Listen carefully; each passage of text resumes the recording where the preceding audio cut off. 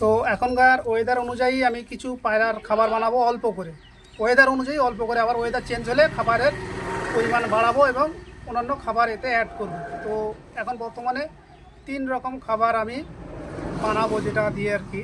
তা দেখুন, এটা হচ্ছে গিয়ে 1 নম্বর ফ্রেশ বাজরা, এখানে আছে 6 কিলো বাজরা আছে। তারপরে এখানে আছে 1 নম্বর হ্যাটকা, 1 নম্বর এটা এটা আছে 5 কিলো।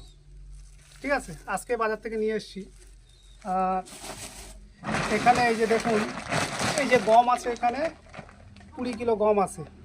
তো 20 কিলো আর 6 কিলো, 20 আর 6 26, আর 5 31 কিলো খাবার বানাবো আমি। এই যে দেখে নিন, আমি এক এক করে খাবারগুলো ঢালছি এখনকার ওয়েদার অনুযায়ী। আবার পরে ওয়েদার চেঞ্জ হলে খাবারের সিস্টেমটা পাল্টে দেওয়া হবে। ঠিক আছে, এই যে গম ঢেলে দিলাম, দেখুন এই গম, এই গমটা ঢেলে দিলাম, পরিষ্কার গম, পরিষ্কার গম আছে এখানে, একদম পরিষ্কার করে দিতে। আর এটা বাজরা, ফ্রেশ বাজরা, 1 নম্বর, 1 নম্বর ফ্রেশ বাজরা এখানে।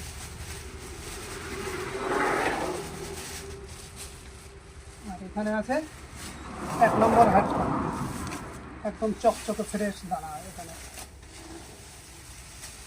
তো আপাতত আমি এই 3 রকম খাবার এখন খাওয়াবো, যেহেতু ওয়েদার চেঞ্জিংয়ের সময়, এই সময় পায়রা প্রচণ্ড অসুস্থ হয়, অনেকের পায়রা মারা যাচ্ছে, লটকে লট শেষ হয়ে যাচ্ছে। তো এখন খাবার খাওয়াতে হবে, হালকা খাবার খাওয়াতে হবে যাতে পায়রা হজম করতে পারে ভালো।